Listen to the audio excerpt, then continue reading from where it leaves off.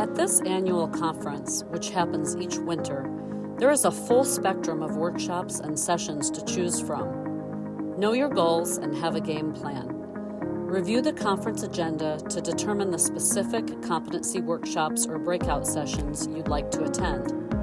It's best if you can decide before you register, so review the agenda on the conference website to make your selections early on. When registering, you'll be asked to choose your workshops in each 4-hour session block, which we refer to as rounds. There are 3 rounds, which are set up so that you can complete a full competency track during the conference by taking one workshop from that track in each round. Or you can pick and choose workshops from multiple tracks, as long as they are offered in different rounds.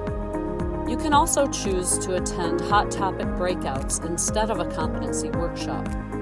For a more in-depth explanation of how the Hospitality Training Competencies program works, we have a brief video on that as well. Download the conference takeaway plan from the conference website and take notes directly on this form as you go, so you have a complete report of all the best takeaways for your use and to share with coworkers or supervisors when you return to the office.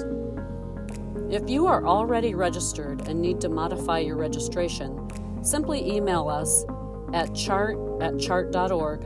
We are happy to help.